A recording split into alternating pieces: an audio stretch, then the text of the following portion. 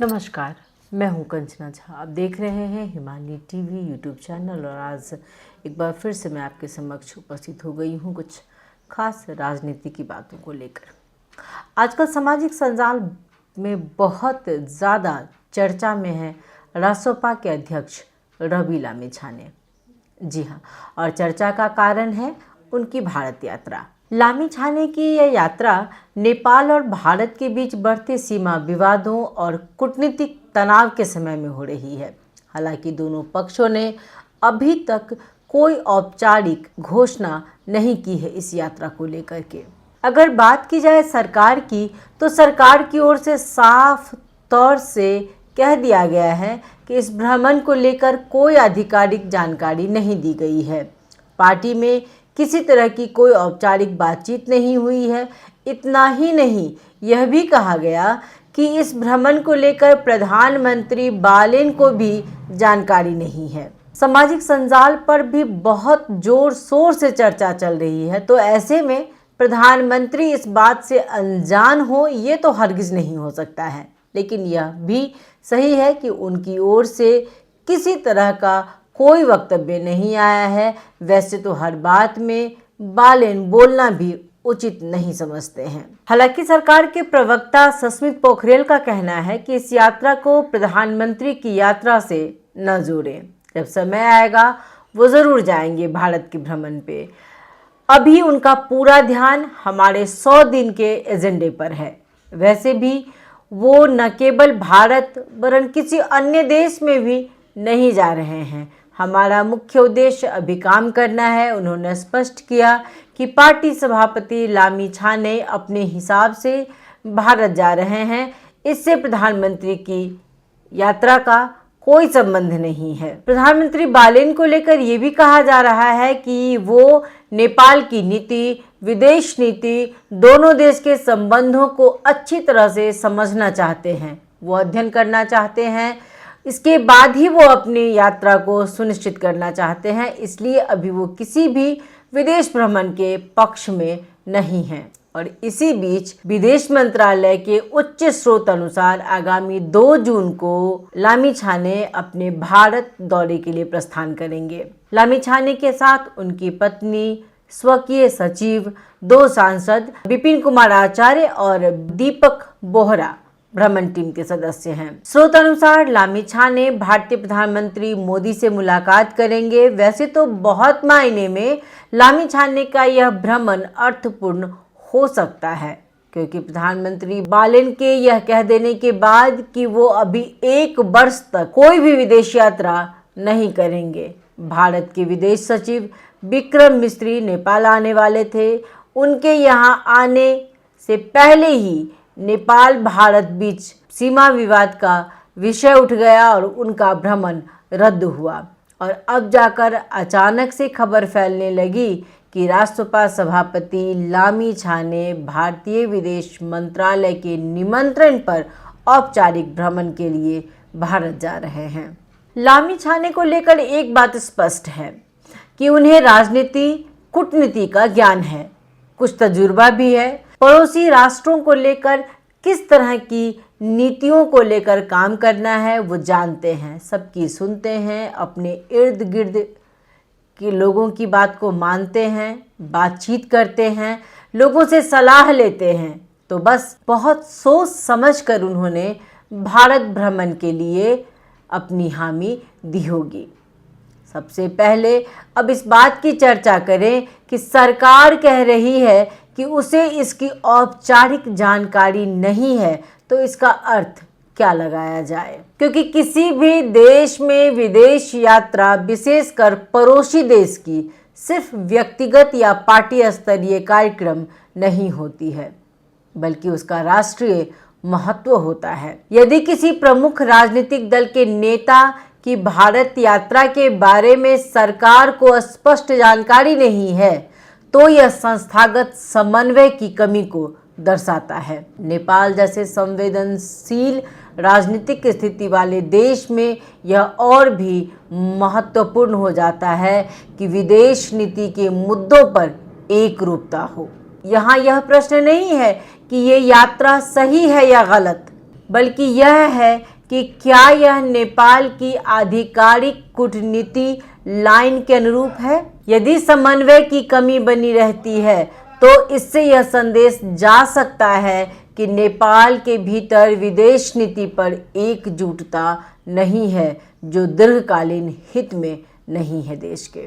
और अब बात एक पड़ोसी देश की, तो भारत नेपाल का सबसे निकटतम और सबसे जटिल संबंधों वाला पड़ोसी है।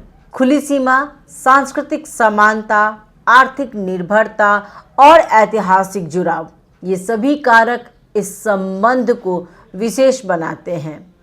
ये तो मानी हुई बात है कि आपका पड़ोसी कभी बदल नहीं सकता, इसलिए चाहकर या नहीं चाहते हुए भी नेपाल और भारत के बीच संबंध अच्छे ही होने चाहिए। संबंध की गंभीरता को समझना होगा, हर बात में केवल विरोध नहीं करना है। जिस तरह प्रधानमंत्री बार बार यह कहते हैं कि हम काम करना चाहते हैं, देश को विकास की ओर ले जाने के लिए काम कर रहे हैं, देश को सक्षम बना रहे हैं, तो ये ज़रूरी है पहले स्वयं को तैयार करें, सक्षम करें स्वयं को, ताकि किसी बड़ी ताकत के सामने खड़े हो सके। राष्ट्रता, देशभक्ति अच्छी बात है, लेकिन यह केवल कहने या सुनने वाली बात नहीं है। इसे मजबूत करना होगा ताकि आप अपनी बात को रख सके। एक टेबल पे बात करने के लिए आपकी तैयारी बहुत ज़रूरी है, वार्ता कर सके ये ज़रूरी है। जो भी सीमा विवाद है उसका पूरा चिंतन करें, एक नीति के तहत अपनी बात रखें, पूरी तैयारी के साथ जाएं। बहुत बार ऐसा देखा गया है कि हम बिना किसी तैयारी की यात्रा पर चले जाते हैं, वहाँ के विज्ञों, वहाँ के कूटनीति, राजनीति को समझ नहीं पाते। तो लामिछाने अगर भारत की यात्रा पर जाते हैं तो उन्हें पूरी तैयारी के साथ वहाँ जाना चाहिए। आप अपने पड़ोसी से बना कर रखें, ये दोनों तरफ के लिए है। एक अच्छे पड़ोसी होने के बहुत से फायदे हैं, सुख दुख में काम आने वाला ही तो अच्छा पड़ोसी है। फिर यहाँ से तो हमारा संबंध युगों युगों का है। अब कुछ बातें लामिछाने की यह भारत यात्रा क्या अवसर प्रदान कर सकती है।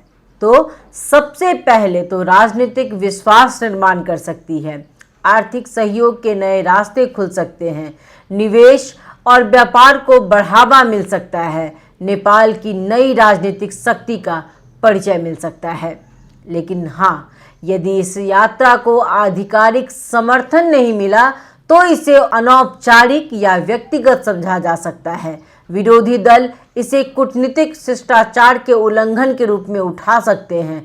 इसलिए यह यात्रा तभी लाभकारी होगी या अर्थपूर्ण सिद्ध होगी जब इसे आधिकारिक समर्थन मिलेगा। नेपाल एक पड़ोसी के रूप में न तो भारत को नजरअंदाज कर सकता है, ना ही चीन को। दोनों ही देश नेपाल के लिए अवसर भी हैं और चुनौती भी। इसलिए नेपाल को बहुत सोच समझकर नीति के तहत काम करने होंगे। अपने आर्थिक अवस्था को प्राथमिकता में रखनी होगी। राजनीतिक मतभेदों के बावजूद आर्थिक सहयोग को बनाए रखना होगा। अपने निर्णय स्वयं लेने की क्षमता को मजबूत करना होगा। किसी भी विवादों को टकराव से नहीं, वार्ता से सुलझाना होगा। इस बात की गहराई में जाएं कि पड़ोसी बदले नहीं जा सकते, और यह केवल एक कहावत नहीं बल्कि नेपाल की विदेश नीति की अनिवार्यता भी है। नेपाल और भारत के बीच लिपुले, काला पानी और लिम्पियाधुरा जैसे मुद्दे लंबे समय से विवाद का कारण रहे हैं। हम बखूबी जानते हैं कि इन मुद्दों पर भावनात्मक राजनीति करना आसान है, लेकिन समाधान केवल एक है और वह है कूटनीतिक वार्ता। दोनों पक्षों की ओर से संवाद का होना जरूरी है, क्योंकि किसी भी विवाद का स्थायी समाधान तभी संभव है जब दोनों पक्ष बातचीत के लिए तैयार हों। ये केवल भारत की बात नहीं है। किसी भी देश के प्रधानमंत्री या शीर्ष नेतृत्व से मिलने के लिए केवल राजनीतिक इच्छा पर्याप्त नहीं होती है, बल्कि गहन तैयारी की आवश्यकता होती है। मैं बार बार कहती हूँ कि किसी देश के भ्रमण से पहले पूरी तैयारी के साथ जाएं। अपना एजेंडा स्पष्ट रखें, क्या बात करनी है, कौन से मुद्दे की प्राथमिकता है। विशेषज्ञों की टीम बनाएं ताकि वहां किसी तरह की कोई परेशानी न हो। कूटनीतिक भाषा का प्रयोग करें। विदेश मंत्रालय, प्रधानमंत्री कार्यालय और संबंधित एजेंसियों के बीच तालमेल बनाएं। यदि ये तैयारियां नहीं होंगी तो यह यात्रा केवल औपचारिकता बनकर रह जाएगी। अब बात करें लामिछाने की यात्रा से क्या अपेक्षा की जाए। यदि रवि लामिछाने की भारत यात्रा सही ढंग से आयोजित होती है तो इससे बहुत सकारात्मक परिणाम निकल सकते हैं और यह देश के हित में ही होगा। यह सरकार नई है, सरकार में युवा हैं, यानी नई पीढ़ी के लोग हैं, तो नए नेतृत्व और भारत के बीच अच्छी संवाद हो सकती है। आर्थिक और कूटनीतिक संभावनाओं का विस्तार हो सकता है। एक बात का पूरा ध्यान रखना होगा कि नेपाल आज एक ऐसे मोड़ पे खड़ा है जहां उसे अपनी आंतरिक राजनीति और बाहरी कूटनीति दोनों को अच्छी तरह से संतुलित करना होगा। रवि लामिछाने की यह भारत यात्रा इस संदर्भ में एक परीक्षण की तरह है। यह न केवल उनके लिए वरन पूरे राजनीतिक तंत्र के लिए। नेपाल को यह समझना होगा कि कूटनीति भावनाओं से नहीं, रणनीति से चलती है। पड़ोसी देशों के साथ संबंध स्थायी होते हैं, इसलिए विवादों का समाधान संवाद से ही संभव है। संवाद करना अति आवश्यक होता है। धन्यवाद। नमस्कार।